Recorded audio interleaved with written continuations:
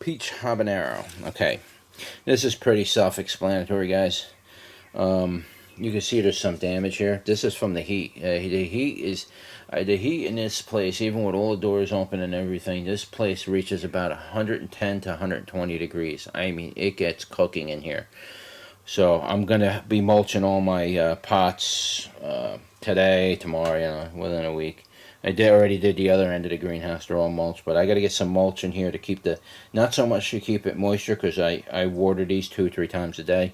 But it's to keep the temperature off. The sun is just literally cooking these things, It gets hot in here. I put my hands on the pots. It feels like I just took it out of the microwave. So I got to find a way to keep the pots cool. That's the one thing you got to be really careful of if you grow peppers or any kind of plants in pots. Is you got to be really careful of the temperature of the soil, because it can very easily overheat, and that can be a problem.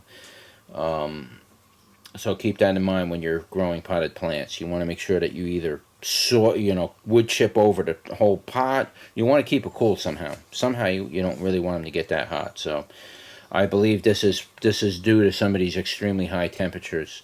I thought it at first was maybe a little over fertilization, but I think it's due to high temperatures. So anyway, this is the peach habanero.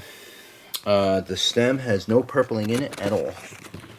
None. All the way down, and I don't believe it's going to get any purpling in it. The leaves are very wide, broad habanero leaf type. I mean, look at this. Look at those leaves on there. They're enormous. They're bigger than my hand. I got big hands too, so I mean, look at this in the back there. I mean, can you see that? I mean, this thing's gigantic leaves on it. There's another one. There's a sister plant in here sharing a pot. You can see the leaves, just enormous leaves. And as the plant grows and the leaves on top, it just gets bigger and bigger. So, what else did I got to say? I don't see any purpling on the nose. This one's got a little purpling in it. Now, peach habaneros, I believe, are they're all hybridized plants. So maybe some might have purpling, some might not. It's hard to say. I don't know how stable this cross is to get a peach habanero.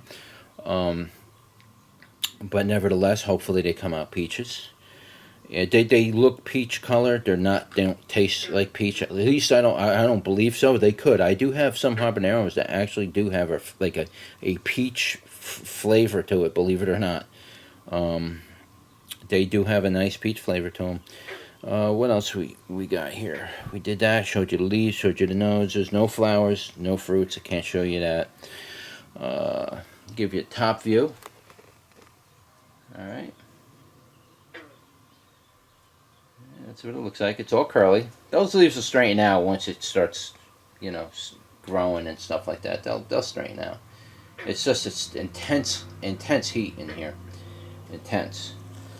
What else about this plant? Well, these plants, this one's probably pushing close to 2 feet. This guy right here, you can see it's all the way down there. Nice thick stem on this too, very thick. Very, very dominant stem.